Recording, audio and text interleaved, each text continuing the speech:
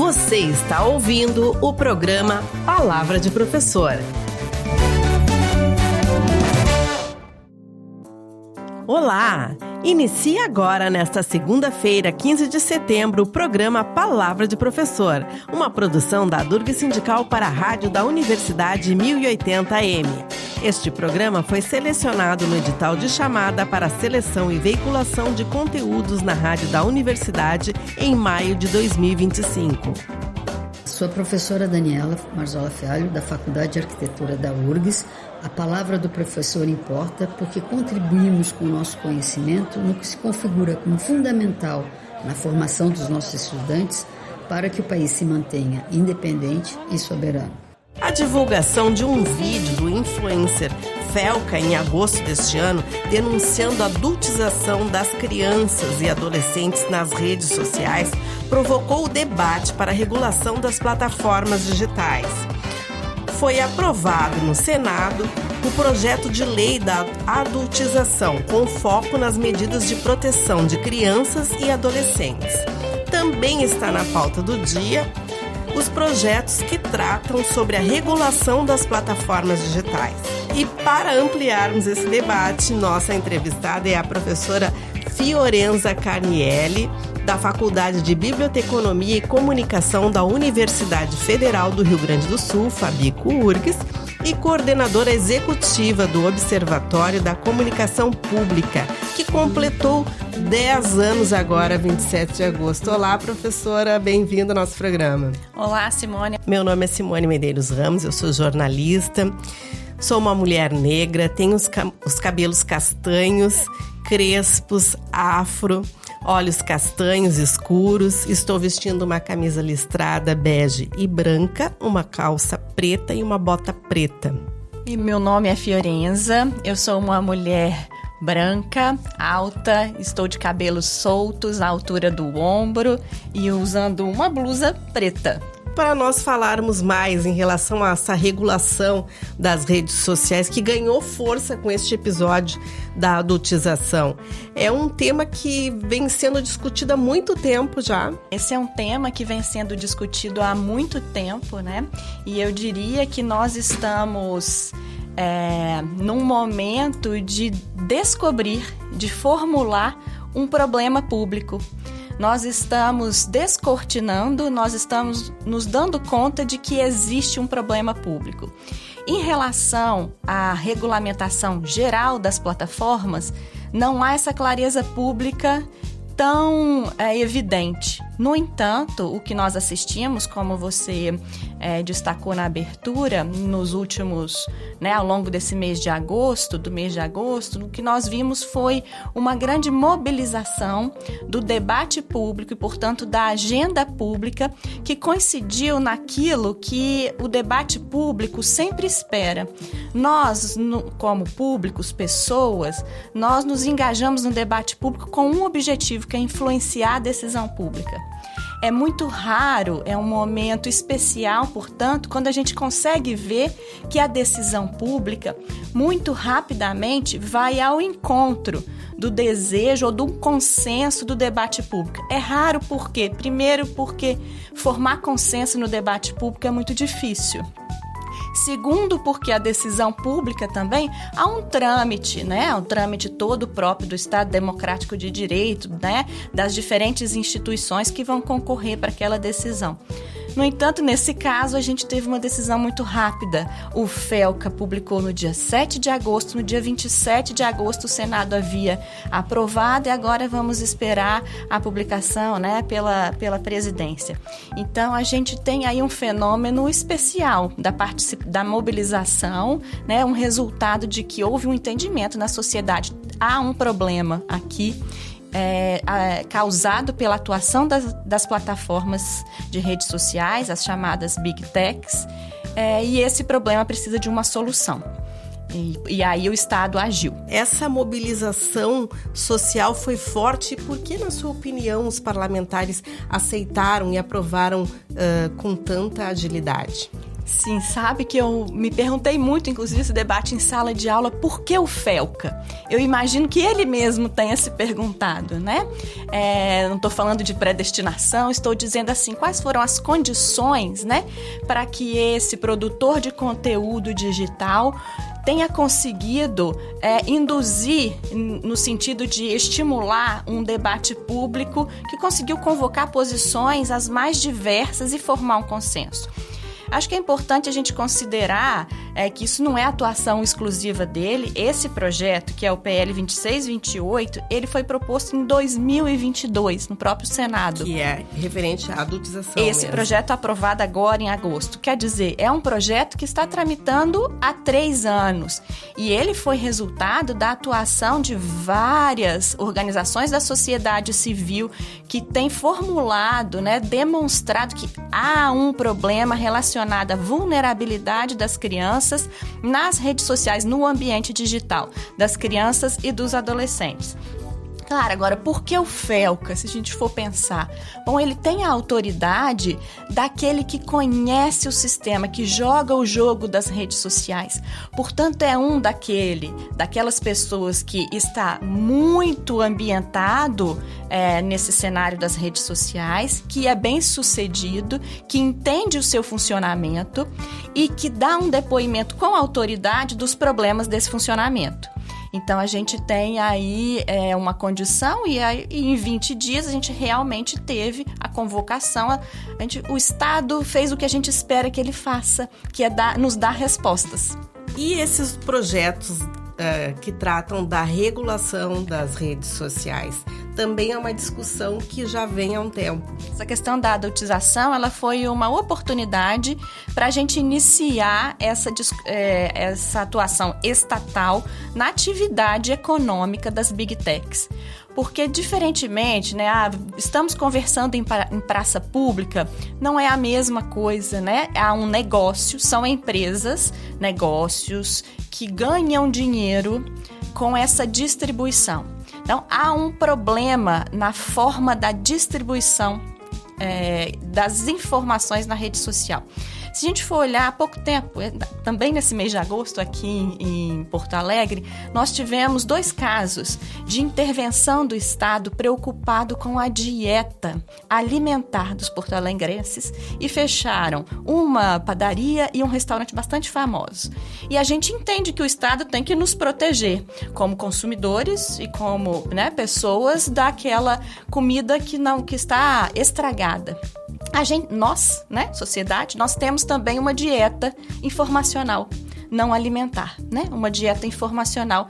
E quanto melhor essa dieta, melhor será a nossa capacidade de nos informar e, portanto, de participar da sociedade, das coisas que nos interessam. Cuidar dessa dieta informacional e, portanto, aqueles que são os produtores dessa informação, assim como os produtores de alimentos são responsáveis, os produtores dessa informação. E aí o produtor não é o Felca, que é o produtor de conteúdo. Existe um negócio, um restaurante, uma padaria que fornece pra gente o alimento. E mais do que isso, a informação, mais do que isso, coloca regras da distribuição. Por que eu vou receber a informação X e não a informação Y quando eu estiver na rede social? Isso é um cálculo representado no algoritmo e é uma escolha dessas empresas. O algoritmo não é algo desencadeado naturalmente, ele é uma escolha, ele é desenhado pelas Big Techs para que o negócio delas seja mais rentável. Então, se é um negócio, se a gente permite, né, como uma sociedade capitalista que somos, que os negócios tenham lucratividade, por outro lado, a gente também coloca regras. Eu diria que há um consenso na área de comunicação e política da necessidade da regulamentação das plataformas. O Palavra de Professor volta logo. Vamos ao intervalo de notícias com a jornalista Letícia Castro. Brasil tem queda na desigualdade em educação, emprego e meio ambiente. O relatório do Observatório Brasileiro das Desigualdades 2025 destaca o aumento de crianças de 0 a 3 anos em creches, de 30,7% para 34,6%, e a queda nas emissões de gás carbônico. No entanto, os 1% mais ricos ganham 30,5 vezes mais que os 50% mais pobres. E na educação, as mulheres não negras do ensino superior são 32,4%, contra 20,3% de mulheres negras. Assinado o decreto que institui Política Nacional de Educação Profissional e Tecnológica. O presidente da República, Luiz Inácio Lula da Silva, assinou o Decreto 12.603 de 2025, que institui a Política Nacional de Educação Profissional e Tecnológica no Brasil. O decreto também institui o Sistema Nacional de Avaliação da Educação Profissional e Tecnológica. A normativa foi publicada no Diário Oficial da União de 29 de agosto. A regulamentação das redes sociais é o tema do Palavra de Professor desta segunda-feira, 15 de setembro, aqui na Rádio da Universidade 1080M.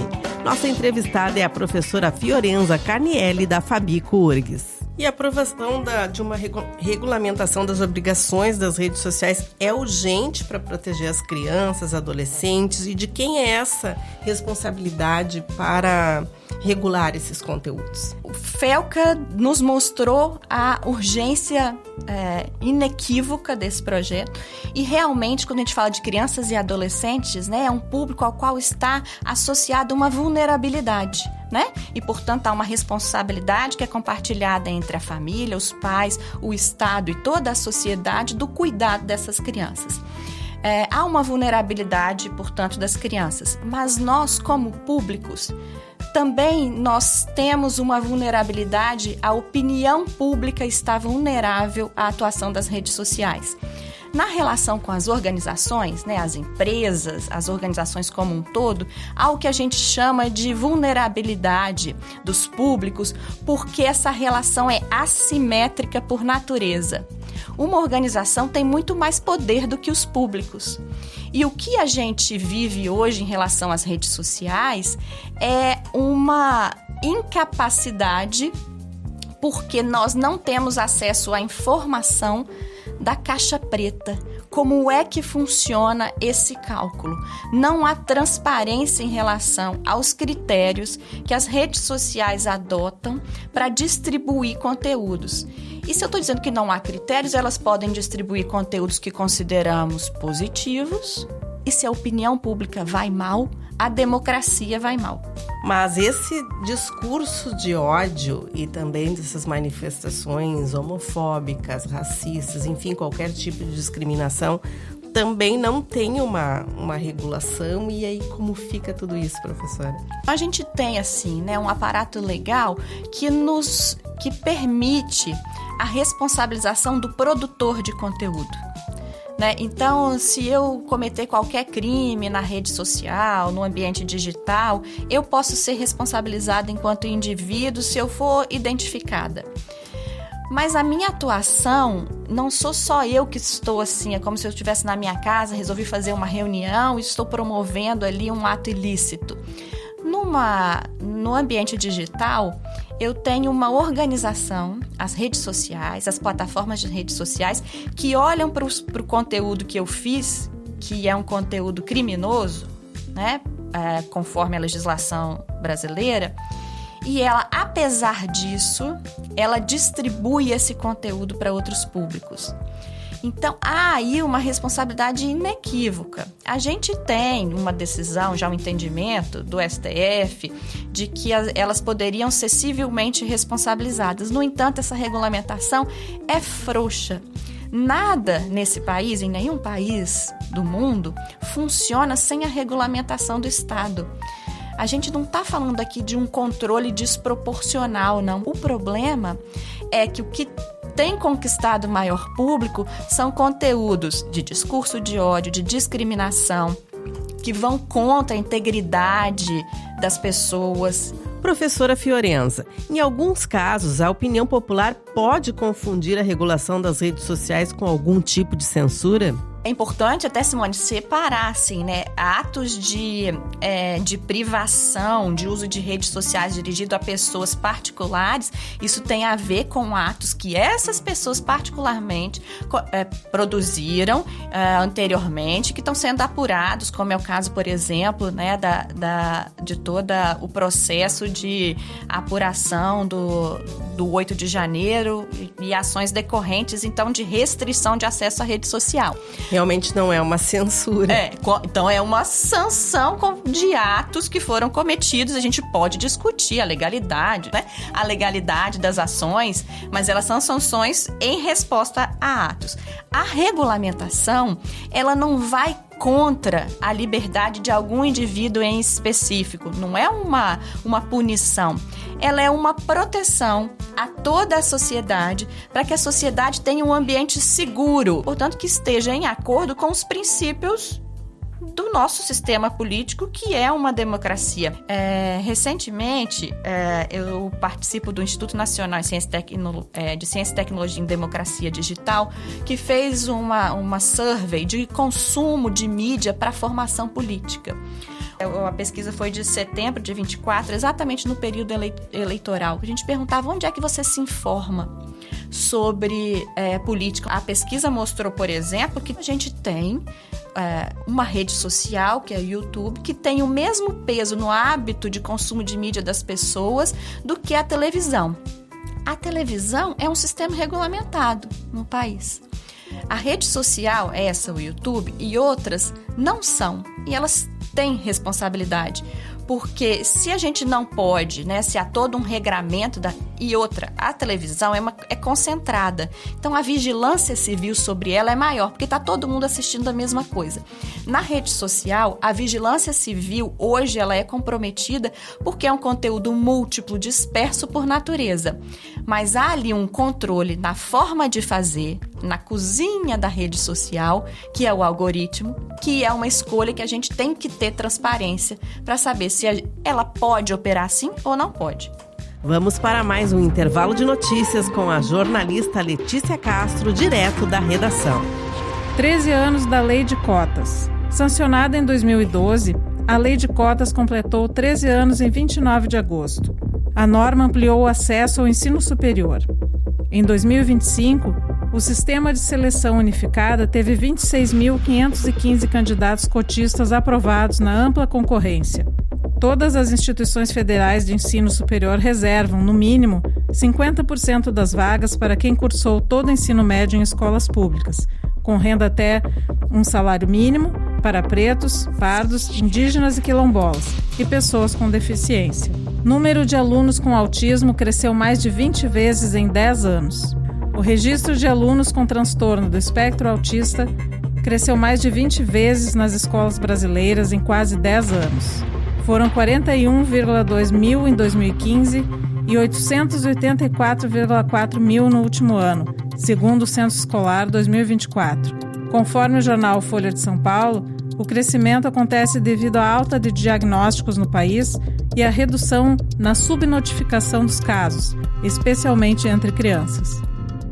A professora Fiorenza Carnielli é a nossa convidada desta edição do Palavra de Professor desta segunda-feira, 15 de setembro.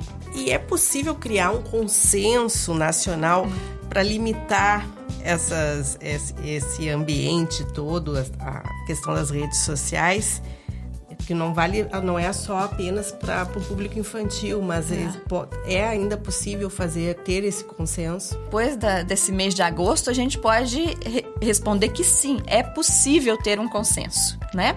É claro que isso são ocasiões especiais, mas se não há um consenso, uma ampla maioria capaz de acordar sobre critérios básicos. E assim, olha, o que a gente está falando do Brasil não é diferente de outros países. A União Europeia já tem uma regulamentação mais exigente em relação às plataformas, que exige, sobretudo, prestar contas, dar transparência das decisões delas, ao recomendar, ao distribuir mais conteúdos do que outros, então, ou seja, dar informação para que exista essa vigilância social. Esse consenso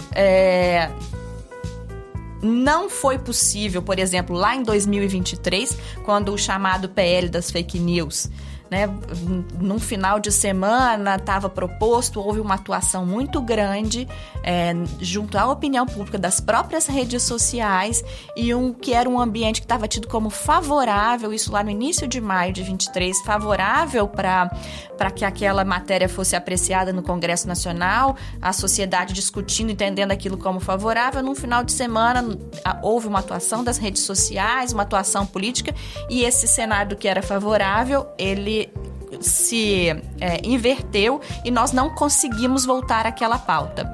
Mas, no entanto, conseguimos aprovar a PL, e eu falo no sentido do nós, porque eu coloco isso como uma conquista da sociedade, uma conquista sobretudo da área de comunicação e política que eu represento. E a participação social, como foi nesse processo? É fundamental, a gente vê hoje várias organizações da sociedade civil, nesse próprio caso da adultização, né, como que especialistas, né, no desenvolvimento das crianças, especialistas nas redes sociais. Então, assim, não foi em 20 dias que esse projeto, né? Então, é fundamental essa atuação das representações de classe, das representações da sociedade civil como um todo, da universidade, porque nós sabemos que há uma atuação institucional das plataformas, das empresas de plataforma, junto ao Congresso, junto à sociedade, para pressionar para uma regulamentação menor. Por quê? Porque isso dá mais responsabilidade em relação à possibilidade de lucro. Bom, isso está inclusive na pauta da discussão internacional, né, de pressão dos Estados Unidos em relação a outros países. Inclui também o poder das plataformas, que em sua grande maioria tem sede nos Estados Unidos. E existe essa disputa política e econômica sobre a atuação do Estado ou não nessa regulação? Existe uma disputa que é essa, assim, qual que é o tamanho que o Estado deve ter em relação às plataformas digitais. A gente pode discutir, eu acho que isso é uma discussão, né, válida do ponto de vista político, qual é o tamanho do Estado. A gente tem diferentes espectros, mas não há nenhuma atividade econômica que tenha tão pouca regulamentação como é o caso das plataformas. E é uma atividade econômica que está presente na vida de todos nós. Quem de nós não acessa conteúdos nas redes sociais? Se existir essas pessoas, e elas existem, elas convivem com outras pessoas que acessam. Então, isso está presente na nossa vida. É um problema inequívoco e a gente está avançando, na minha avaliação, nas formas de conter. Mas o que nós temos foi uma vitória, certamente, mas não é suficiente. Não é suficiente. Bem, professora, e agora, quais são os próximos passos, as expectativas para essa regulação das redes sociais? O que certamente a gente teve um aprendizado nesse último mês, né? Talvez, né, de um processo que foi mais focado e que conseguiu trazer, né, para um público específico, que é o público das crianças, essa vulnerabilidade.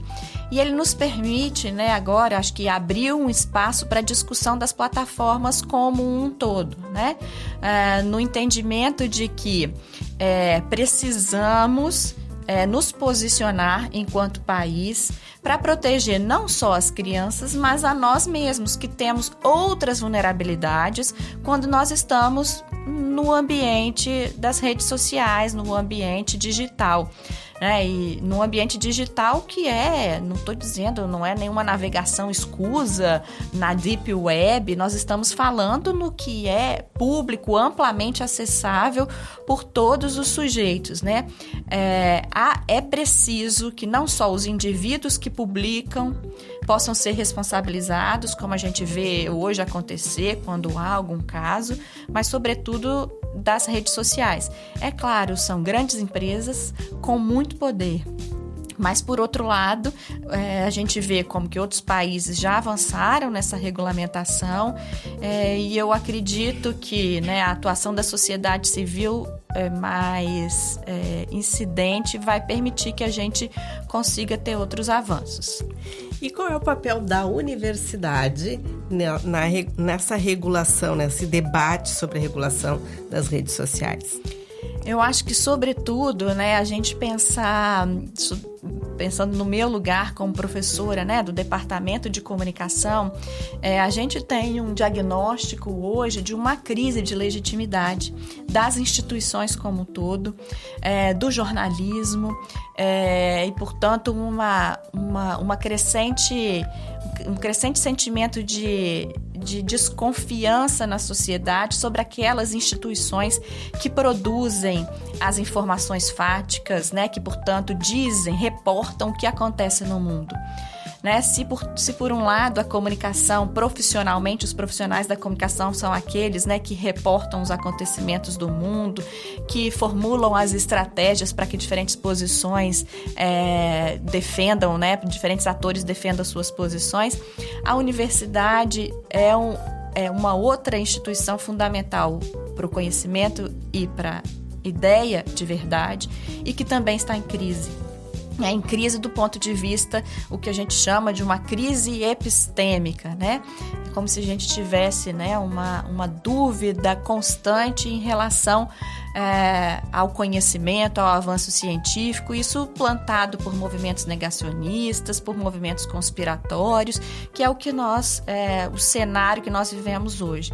Então, a universidade tem um papel fundamental na formulação desse problema público e na formação de profissionais comprometidos com a ética e com o enfrentamento desses problemas públicos na sociedade, né?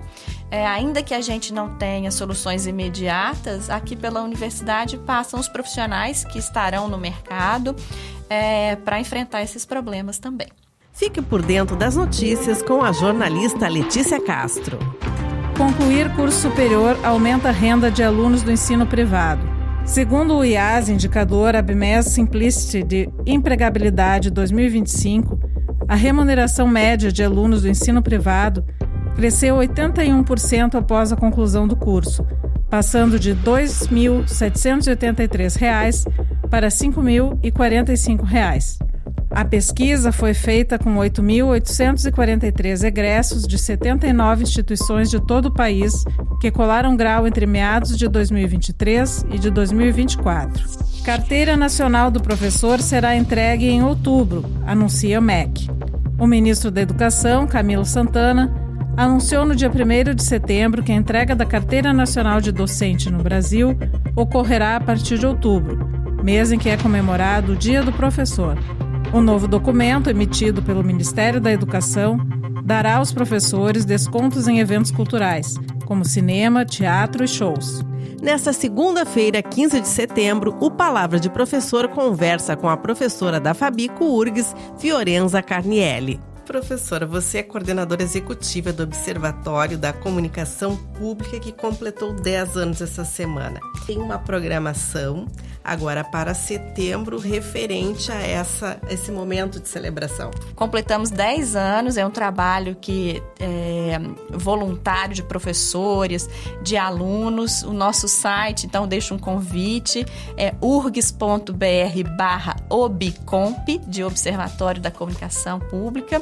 E isso no dia 19 de setembro, a gente tem um evento na Fabico pela manhã, um momento de reflexão para pensar nos desafios. Chegou o momento da Dica Cultural com a jornalista da Durg Sindical, Annelise Cáceres.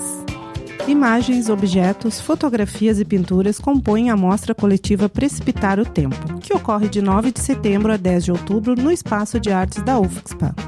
Com curadoria da professora do Instituto de Artes da URGS, Lilian Maus, a mostra apresenta obras de 10 artistas visuais unidos sob uma temática: as consequências da crise climática. No Brasil, entre os anos de 2000 e 2004, houve 122 desastres de natureza hidrometeorológica, que afetaram 5 milhões de pessoas. O programa Palavra de Professor fica por aqui. Até a próxima segunda-feira.